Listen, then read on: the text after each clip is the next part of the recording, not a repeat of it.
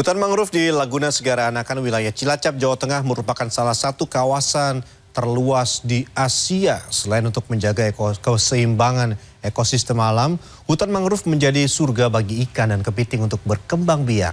Dan berikut liputan koresponden CNN Indonesia, Roby Sofwan Amin, dan fotojurnalis Daniel Yuwantoro.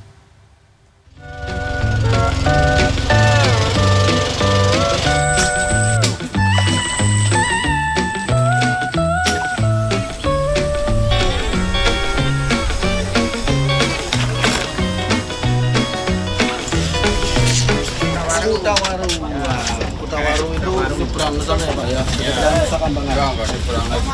Naik perahu. Jadi kalau kita ke Kutawaru itu kita akan melewati hutan payo ya, hutan bakau, dan di situ banyak kepiting. Nah, saya ingin lihat kepiting di hutan bakau di Kutawaru, sekaligus nanti budidaya seperti apa sampai kita olah jadi masakan yang enak nantinya. Kita ikuti ya.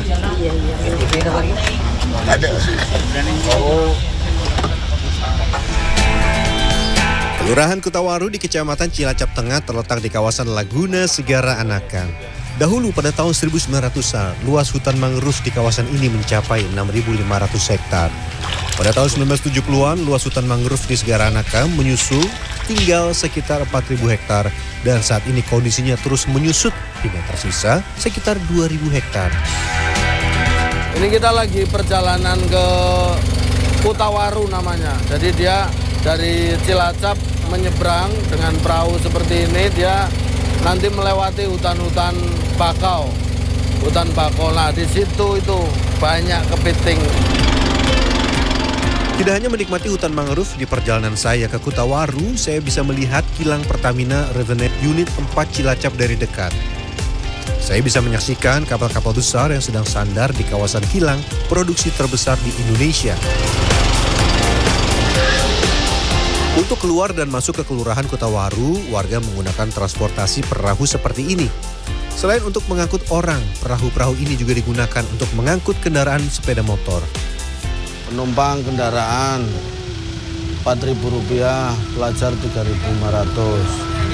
Nah ini jadi naik perahu dari sana ya kurang lebih sekitar 5-10 menit. Kalau penumpang Rp4.000, kalau pelajar Rp3.500. Ini kendaraan sama Rp4.500, Rp4.000 per unitnya. Dari dermaga Kutawaru saya menuju ke Kampung Kepiting, sekitar 10 menit perjalanan dari dermaga. Bisa menggunakan mobil odong-odong seperti ini jika rombongan atau menggunakan jasa ojek sepeda motor. Tidak menunggu lama, saya langsung diajak mempersiapkan alat untuk berburu kepiting di hutan mangrove. Kali ini proses penangkapan kepiting liar dengan menggunakan dua alat. Pertama, pintur. Pintur ini terbuat dari kerangka besi yang dipasang jaring. Kedua, menggunakan wadong. Wadong merupakan alat jebakan dengan menggunakan bambu. Agar kepiting masuk ke dalam perangkap, saya menyiapkan bambu yang digunakan untuk memasang umpan berupa ikan. Nah ini yang sedang dibuat apa ini Mas? Cucin namanya. Untuk fungsinya? Buat ikan. Oh, ngasih makan umpan. Umpannya nanti ditaruh di dalam. Boleh Mas, saya coba kita bikin ininya. Cucin. Jadi di dalam harus dikasih ini ya? Kasih umpan. Dikasih umpan biar si kepiting itu tertarik untuk masuk ya? Iya. Selain menggunakan perangkap untuk mencari kepiting bukan pekerjaan mudah. Saya bersama Yulianto yang sehari-hari bekerja mencari kepiting di hutan mangrove harus menggunakan perahu sampan seperti ini agar bisa masuk ke sela-sela hutan mangrove yang lebat. Biasanya memasang perangkap dilakukan saat air laut surut, sehingga pada saat air pasang, perangkap terendam air dan kepiting masuk ke perangkap. Sebelum pintur dan wadong dipasang di sela-sela tanaman mangrove, saya dan Yulianto memasang ikan di dalam perangkap yang sudah kami bawa. Ini dia di dalam ada ikan, terus ini udah ditutup, dikunci seperti ini. Terus, nah ini, jadi dia masuk, si kepitingnya nanti akan masuk lewat sini, dia akan terjebak di dalam. Ini yang ditempatkan di sini. Nah ya biasanya mereka itu menempatkan di tempat-tempat yang agak lubang seperti ini ya. Untuk memasang wadong yang terbuat dari bambu, saya dan Yulianto mengambil batang pohon mangrove untuk menjepit wadong di dasar air. Sementara untuk memasang pintur lebih mudah karena terbuat dari besi sehingga cukup berat dan dapat berada di dasar air. Agar tidak lupa, pintur harus diberi tali dan diberi penanda di bagian atasnya. Ya udah. Nah, udah. Ya, jadi jebakan-jebakan ini dipasang dan dibiarkan selama semalam, besoknya tinggal diambil ya. Iya. Tinggal diambil. Itu biasanya semalam apa sampai 2 malam 3 malam? Semalam aja ya. Semalam. 1 malam dibiarkan, nanti tinggal Pagi-paginya kesini. pagi-paginya ke sini ya. Dalam sekali pasang, biasanya Yulianto membawa 20 hingga 30 pintur dan wadong untuk dipasang di kawasan hutan mangrove yang diperkirakan banyak terdapat kepiting. Tidak semua perangkap yang dipasang mendapatkan kepiting. Ini tergantung dengan kebutuhan. Coba yang pakai. Saat saya mengangkat beberapa wadong yang sudah terpasang sebelumnya, ada yang mendapatkan kepiting dan ada yang belum beruntung alias kosong. Jadi saya susah ini kakinya karena di bawahnya itu lembek banget. Di bawahnya lembek banget. Jadi kalau saya nggak nahannya gini, dia semakin semakin dalam. Ini ada yang dapat, ada yang enggak. Kalau yang ini dapat 1, ini yang satunya kosong. Ada lagi, Mas? Ada. Saat mengangkat kepiting, wadong, dan pintur mesti berhati-hati karena meski tidak beracun, capitan kepiting cukup bisa membuat tangan kita luka. Jepitan kepiting ini sangat kuat dan berikut tantangan mencoba mengikat kepiting.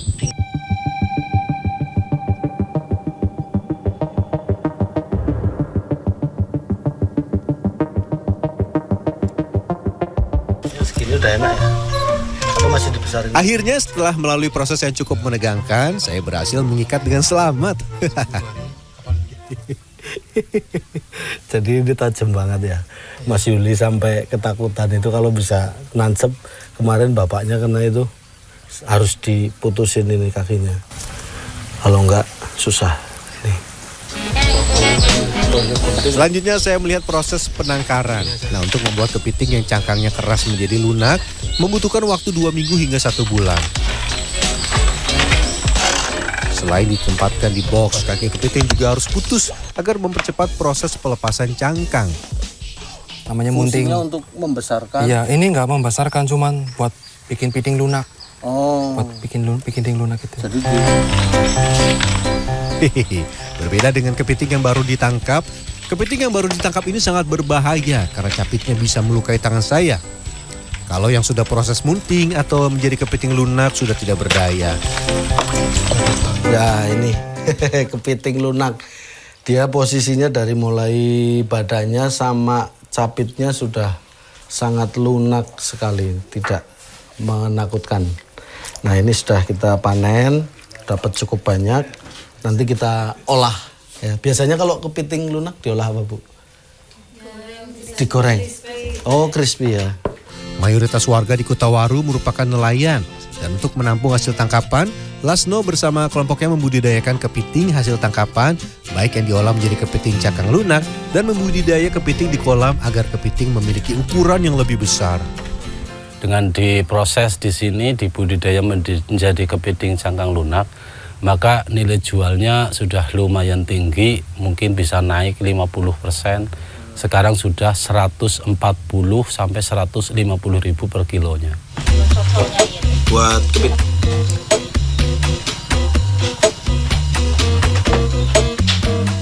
Tidak hanya dibudidaya menjadi kepiting cangkang lunak dan juga pembesaran, di Kampung Kepiting Kutawaru juga menyajikan beragam olahan kepiting dan ikan laut, seperti kepiting cangkang lunak crispy, kepiting saus tiram, ikan laut bakar, dan cumi saus tiram. Ya, jadi kalau kepiting yang baru nangkep, nah ini seperti ini contohnya.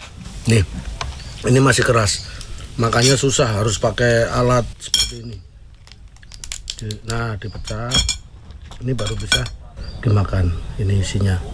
Tapi kalau yang sudah dibudidaya, seperti yang tadi itu, sudah di treatment 10-20 hari, dia semuanya, ini cangkang seperti ini semuanya lunak, tinggal dicolok, langsung dimakan. Ini hanya ada di Kampung Kepiting di kawasan Cilacap ini. Robi Sofwan Amin, Daniel Yuwantoro, Cilacap, Jawa Tengah. Nih, capit. Capit tinggal makan.